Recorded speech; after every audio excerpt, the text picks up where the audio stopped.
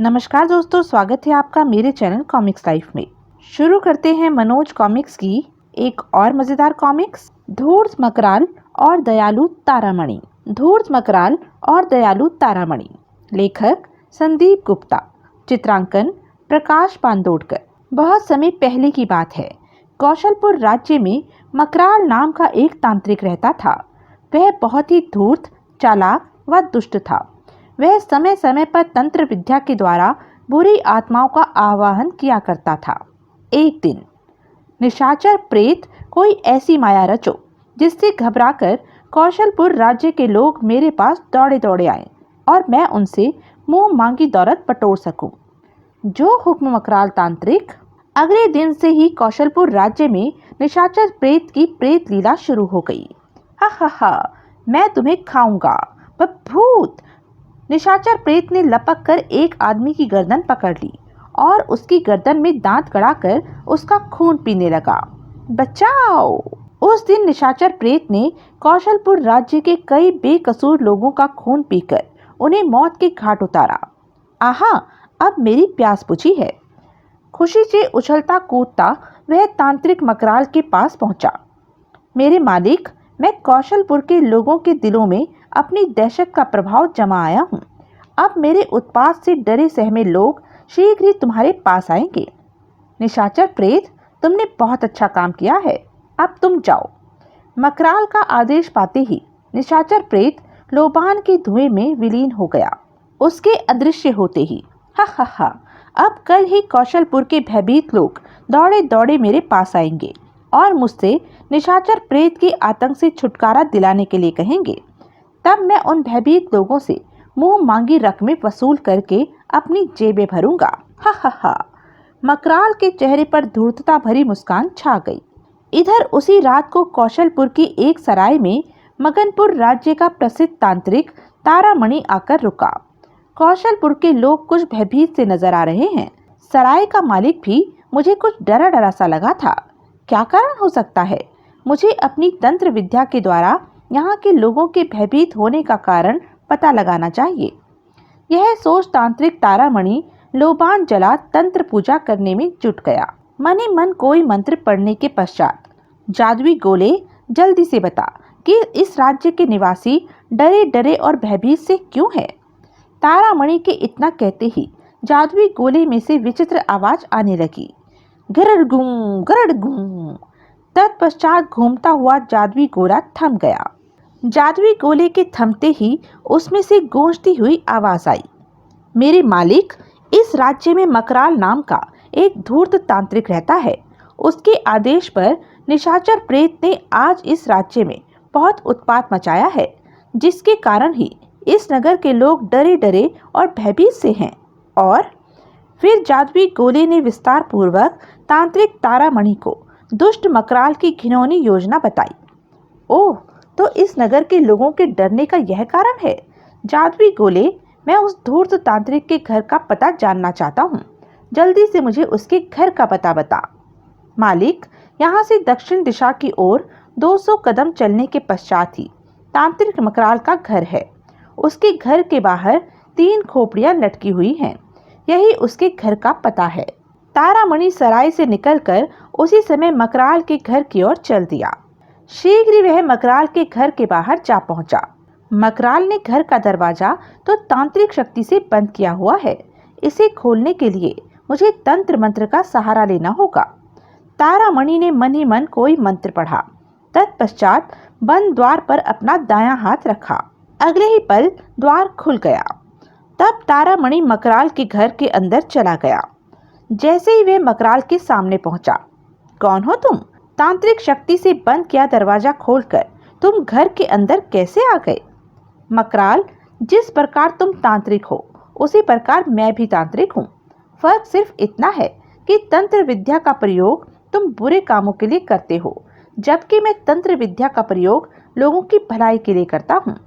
ओह, तो तुम तांत्रिक हो, तभी तुम तंत्र मंत्र द्वारा मेरे घर का दरवाजा खोलकर मेरे घर के अंदर आ गए।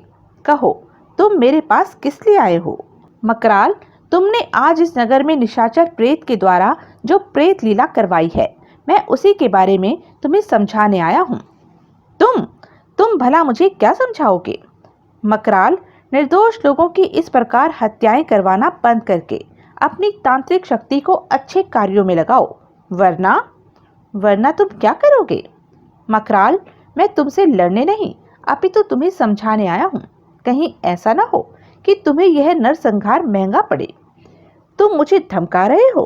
तांत्रिक तारामणि, कान खोलकर सुन लो। जब तक मेरे साथ निशाचर प्रेत है तब तक मेरा कोई भी कुछ नहीं बिगाड़ सकता। बहुत घमंड है तुम्हें निशाचर प्रेत के ऊपर। क्यों ना हो, निशाचर प्रेत है ही इस योग्य। यदि मैं उससे पाताल लोक में जाने को कहूँ तो वह पाताल लोक चला जाए, और यदि मैं उससे आकाश में जाने को कहूँ तो वह आकाश में चला जाए। मकराल, तुम्हारा यह घमंड मुझे तोड़ना ही होगा। कहकर तारामणि ने अपनी उंगली में पड़ी मानिक की अंगूठी निकाली और उसे माथे से लगाकर मनी मन कोई मंत्र पढ़ने लगा। यह तारामणि क्या कर रहा है? तत्पश्चात उसने वह अंगूठी जलते हुए लोबान के पात्र में फेंक दी। अगले ही पल, ले मकराल, अब अपनी आंखों से अपने निशाचर प्रेत की दुर्गति देख। तारामणि के यह कहते ही कराहने की आवाज के साथ ही लोबान के धुएं में आग की लपटों से घिरा निशाचर प्रेत वहां प्रकट हुआ। निशाचर प्रेत, मेरे मालिक, मैं आग में जला जा रहा हूँ, मुझे बचा लो, मैं बेमौत मर जाऊंगा। निशाचर को इस प्रकार आग में जलते देख मकराल को नहीं सूझा कि वह करे तो क्या करे। इधर आग की लपटों से घिरा निशाचर प्रेत बुरी तरह डकरा रहा था। आह मेरे मालिक, मुझे बचा मेरे मालिक। तब निशाचर को बचाने के लिए मकराल ने मन ही मन कोई मंत्र पढ़ा, लेकिन निशाचर के ऊपर उन मंत्रों का कोई प्रभाव नहीं हुआ। यह क्या, मेरे मंत्रों का कोई प्रभाव नहीं हुआ? निशाचर प्रेत पहले की तरह आग में जला जा रहा है। इसका मतलब तो यह हुआ तांत्रिक तारामणि तंत्र विद्या में मुझसे भी ज्यादा पारंगत है। मकराल असहाय की तरह खड़ा देखता रह गया और निशाचर प्रेत शीघ्र ही आग की लपटों में जलकर राख हो गया। तब तारामणि ने मकराल से कहा, मकराल, देख लिया तूने अपने निशाचर प्रेत का हर्ष? तुझे बहुत गुमान था ना उसके ऊपर। तांत्रिक तारामणि, मुझसे बहुत बड़ी भूल हुई, मैंने तुम्हें पहचानने में भूल की। तुम तो तांत्रिकों के तांत्रिक हो, मुझे क्षमा कर दो। मकराल, तूने इस राज्य के निवासियों को आज तक सताया ही है, अतः आज के बाद तू तंत्र विद्या के द्वारा किसी और बेगुनाह को न सता सके। इसके लिए तुझे आज के बाद मेरे अधीन रहकर जीवन गुजारना होगा। बोल, मंजूर है या नहीं? यदि तुझे मेरी बात मंजूर नहीं होगी तो मैं तुझे भी निशाचर प्रेत की तरह जलाकर भस्म कर दूंगा। तारामणि का कथन सुनकर मकराल के छक्के छूट गए। वह हाथ जोड़कर उससे बोला, तांत्रिक तारामणि, मुझे तुम्हारा प्रस्ताव मंजूर है। तब ठीक है, तुझे कल ही मेरे साथ मगनपुर चलना होगा। उस रात तारामणि सराय वापस न जाकर मकराल के पास उसके घर में ही रुका। उस रात तारामणि तांत्रिक सोच रहा था, मुझे खुशी है कि मैं एक धूर्त व दुष्ट तांत्रिक को सही राह पर ला सका। इधर मकराल सोच रहा था, तारामणि, इस समय तो तूने हर प्रकार से मेरे हाथ काट दिए हैं, पर याद रख, मैं एक दिन तुझे ऐसा सबक सिखाऊंगा कि तू देखता रह जाएगा। सुबह होते ही कौशलपुर के लोग मकराल के पास आए। मकराल तांत्रिक, कल एक प्रेत ने कई निरपराध लोगों को मार डाला, तुम्हें हमें उस खूनी प्रेत से छुटकारा दिला सकते हो। मकराल तांत्रिक, तुम जितना धन मांगोगे हम तुम्हें उतना ही धन देंगे, परंतु हमें उस प्रेत से छुटकारा दिलवा दो। उनकी बात सुनकर मकराल सोचने लगा, यदि तारामणि निशाचर प्रेत को जलाकर मुझ पर कब्जा न करता तो इस समय मैं कौशलपुर के लोगों से न जाने कितना धन कमा लेता। मकराल को सोच में पड़ा देख पास बैठे तारामणि ने धीरे से उससे कहा, मकराल, मैं जानता हूँ इस समय तुम क्या सोच रहे हो। मकराल, तुम्हारी भलाई अब इसी में है कि जो मैं तुम्हें बताने जा रहा हूँ तुम्हें वही इन डरे हुए लोगों से कहना है। कहकर तारामणि ने धीरे से उसके कान में कुछ कहा। तब मकराल ने उन लोगों से कहा, भाइयों, कल ही मुझे उस प्रेत के कारनामों का पता चल गया था, इसलिए रात में ही एक तांत्रिक अनुष्ठान करके मैंने उस उत्पाती प्रेत को जलाकर भस्म कर दिया था। इसलिए तुम लोग बेधड़क होकर अपने अपने घर जाओ, वह प्रेत अब तुम्हारा कुछ नहीं बिगाड़ सकेगा। सुनकर कौशलपुर के लोगों के उतरे हुए चेहरे खिल उठे। सेठ हीरामल ने स्वर्ण मुद्राओं की 5 थैलियां मकराल के सामने रखते हुए कहा, मकराल तांत्रिक, उस प्रेत से छुटकारा दिलाकर तुमने हमारे ऊपर बहुत उपकार किया है। मेरी ओर से स्वर्ण मुद्राओं की ये 5 थैलियां स्वीकार करो। स्वर्ण मुद्राओं की 5 थैलियों को देखकर मकराल की आंखों में चमक दौड़ गई, लेकिन तारामणि के डर से उसने सेठ हीरामल से कहा, सेठ हीरामल, उस प्रेत का अंत मैंने धन के लालच से नहीं किया था। मैंने उसका अंत निस्वार्थ भाव से किया था। मैं इस कार्य के करने के बदले किसी से भी कुछ नहीं लूंगा। सेठ, इन थैलियों को उठा लो। तब मकराल को दुआएं देते हुए सब लोग उसके घर से वापस चले गए। तब तारामणि ने मकराल से कहा, मकराल, मुझे खुशी है कि तुमने वैसा ही किया जैसा मैंने तुम्हें समझाया था। तांत्रिक तारामणि, अब तो मुझे जीवन भर वही करना है जैसा तुम मुझसे कहोगे। तो ठीक है मकराल, अब तुम मेरे साथ मगनपुर चलने को तैयार हो जाओ। कुछ देर बाद ही मकराल तारामणि के साथ जा रहा था। मैंने कभी सपने में भी नहीं सोचा था कि मुझे कोई गुरु तारामणि जैसा उस्ताद भी मिलेगा और मुझे अपना घर बार भी छोड़कर जाना पड़ेगा। चलते चलते वे दोनों कौशलपुर के राजमहल के बाहर से गुजरे। मकराल, राजमहल के द्वार पर शहनाई वादक शहनाई बजा रहे हैं। क्या राजमहल में कोई उत्सव है? मुझे तो इस बारे में कुछ मालूम नहीं है। अभी पहरेदारों से पूछता हूँ। मकराल ने एक पहरेदार से पूछा, राजमहल के बाहर शहनाई क्यों बज रही है भाई? अरे भाई, शहनाई नहीं बजेगी तो और क्या बजेगा? कौशलपुर के राजा नंदन सेन की रानी तिलोत्तमा ने पुत्र को जन्म दिया है। यह तो बड़ी खुशी की बात है भाई। उधर मकराल ने कुछ सोचकर तारामणि से कहा, तारामणि जी, मैं आज इस राज्य को छोड़कर आपके साथ जा रहा हूँ। यदि आपकी आज्ञा हो तो जाने से पहले नन्हे युवराज के दर्शन करके उसे आशीर्वाद देता चलूं। हाँ हाँ, क्यों नहीं, मैं भी तुम्हारे साथ महल में चलकर नन्हे युवराज को आशीर्वाद दूंगा। दोनों उसी समय महल में राजा नंदन सेन के पास पहुंचे। महाराज, यदि आप आदेश दें तो हम नन्हे युवराज को आशीर्वाद देना चाहते हैं। अवश्य, हम अभी आप दोनों को युवराज के पालने के पास लिए चलते हैं। नंदन सेन उन दोनों को नवजात युवराज के पालने के पास ले गया। तब मकराल ने तारामणि से कहा, आप मेरे गुरु हैं, इसलिए पहले आप युवराज को आशीर्वाद दीजिए। तारामणि ने आगे बढ़कर पालने में लेटे शिशु को गोद में उठाया।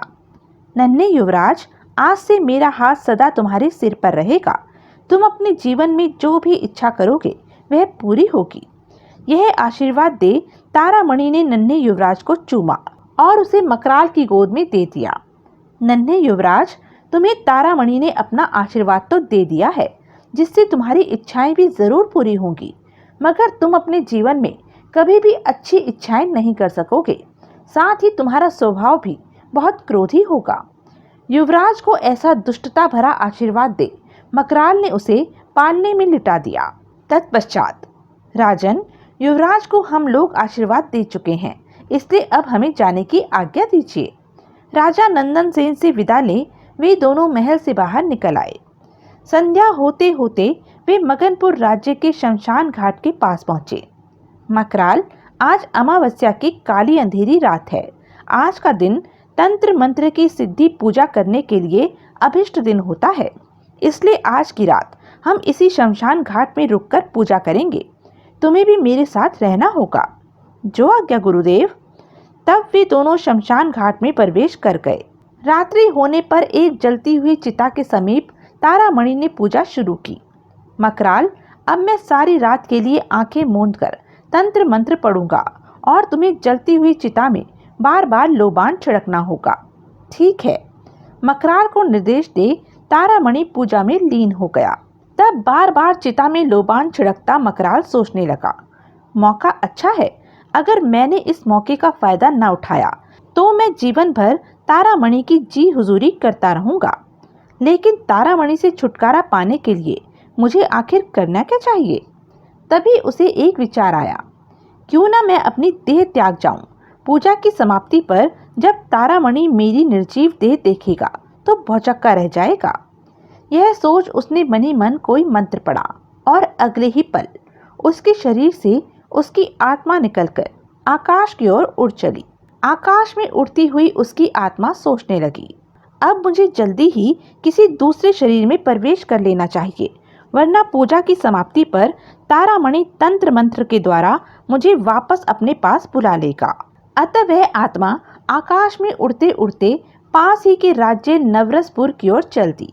जैसे ही उसने नवरसपुर राज्य में प्रवेश किया, अरे ये पहरेदार इतनी रात्रि में कहाँ जा रहे हैं, इनका पीछा करके इस बारे में मालूम करना चाहिए।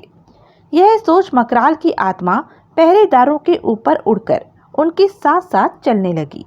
पहरेदार एक घर के बाहर जाकर रुके। कुछ देर बाद मकान का दरवाजा खुला। क्या है, कौन हो तुम? धन्नादाई, हम नवरसपुर के महल से आए हैं। महल में इस समय रानी विद्यावती को प्रसव पीड़ा हो रही है। महाराज करण सिंह ने महारानी का प्रसव कराने के लिए तुम्हें शीघ्र ही महल में बुलवाया है। ओह, ऐसी बात है, तो मैं तुम्हारे साथ अभी महल चली चलती हूँ। और धन्नादाई उसी समय पहरेदारों के साथ चल पड़ी। इधर आकाश में उड़ती हुई मकराल की आत्मा सोच रही थी, बन गया काम। रानी विद्यावती के संतान होने वाली है। मैं उसकी कोख में प्रवेश करके, उसकी कोख में पलने वाले शिशु के अंदर प्रवेश करके उसकी संतान के रूप में जन्म ले लूं। तब तारामणि मेरा कुछ भी नहीं बिगाड़ पाएगा। यह सोच मकराल की आत्मा विद्युत गति से नवरसपुर के महल की ओर उड़ चली। इधर राजमहल के एक कक्ष में रानी विद्यावती प्रसव पीड़ा से बुरी तरह करा रही थी। आह! तभी मकराल की आत्मा ने उसके कक्ष में प्रवेश किया। हाय! मकराल की आत्मा तेजी से उड़कर रानी विद्यावती के समीप आई और उसकी कोख में प्रवेश कर गई। इसके कुछ देर बाद ही धन्नादाई ने उस कक्ष में प्रवेश किया। आह! रानी जी, घबराओ नहीं, मैं आ गई हूँ, अब सब ठीक हो जाएगा। कक्ष के बाहर राजा करण सिंह उतावले से घूम रहे थे। भगवान, रानी विद्यावती को कुछ न हो, उसे सकुशल रखना। और कुछ ही देर बाद अगले ही पल धन्नादाई द्वार खोलकर कक्ष से बाहर आई। बधाई हो महाराज, रानी जी ने बेटी को जन्म दिया है। अच्छा? खुश होकर करण सिंह ने अपने गले में पड़ी माला उतारकर धन्नादाई को दे दी। तत्पश्चात वह रानी विद्यावती के पास पहुंचा। रानी, हमारी पुत्री तो चंद्रमा के समान श्वेत है, क्यों ना इसका नाम हम चंद्रिका रख दें? महाराज, नाम तो आपने बहुत अच्छा सोचा है, हम अपनी पुत्री का यही नाम रखेंगे। इधर मगनपुर राज्य के शमशान घाट में पूजा में लीन तारामणि ने सोचा, बहुत देर से चिता के धुएं में से लोबान की खुशबू नहीं आ रही है। क्या मकराल मेरे निर्देश के अनुसार चिता की आग में लोबान नहीं छिड़क रहा है? मुझे आंखें खोलकर देखना चाहिए कि आखिर मकराल कर क्या रहा है। यह सोच जैसे ही उसने आंख खोलकर देखा, अरे यह क्या, मकराल तो मरा पड़ा है। यह मर कैसे गया? पूजा प्रारंभ करने से पहले तो मैंने इसे अच्छा भला छोड़ा था, फिर अचानक इसे क्या हुआ? हैरत में डूबे तारामणि ने थैले में से जादुई गोला निकाला। जादुई गोले, जल्दी से बता कि मकराल कैसे मरा। तारामणि के यह कहते ही जादुई गोले में से गुरुड़ गूं की विचित्र आवाजें आने लगी। तत्पश्चात, मेरे मालिक, तांत्रिक मकराल मरा कहाँ है? तुमसे पीछा छुड़ाने के लिए उसकी आत्मा ने स्वयं मकराल का चोला छोड़ा है। अब मकराल की आत्मा ने नवरसपुर की रानी विद्यावती की नवजात पुत्री चंद्रिका के शरीर में प्रवेश कर लिया है। ओह, यह तो मकराल ने बहुत बड़ी चाल खेली।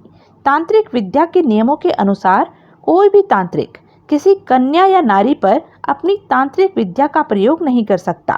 कन्या के शरीर में प्रवेश करके वास्तव में ही मकराल मेरे चंगुल से निकल भागा है। यह सोच वह क्रोध में भर उठा। अपना क्रोध उसने मकराल के शव पर उतारा। मकराल, तू क्या समझता है, तेरे ऐसा करने से मैं तुझे छोड़ दूंगा? मैं जरूर कोई न कोई ऐसी राह निकालूंगा जिससे तू पुनः मेरे कब्जे में आ फंसेगा। अगले पल उसने मकराल के शव को हाथों पर उठाया और जलती चिता में फेंक दिया। ले मकराल, तेरे पार्थिव शरीर को मैं चिता के हवाले कर रहा हूँ। अब तू चाहकर भी अपने पुराने चोले में न आ सकेगा। जल्दी ही मकराल का शव चट चट करके चलने लगा। तो यह थी अब तक की कहानी। आगे की कहानी जानने के लिए बने रहें मेरे साथ। और हाँ, मेरे चैनल को लाइक, शेयर और सब्सक्राइब करना ना भूलें। और कमेंट करके ज़रूर बताएं कि यह वीडियो आपको कैसा लगा। धन्यवाद।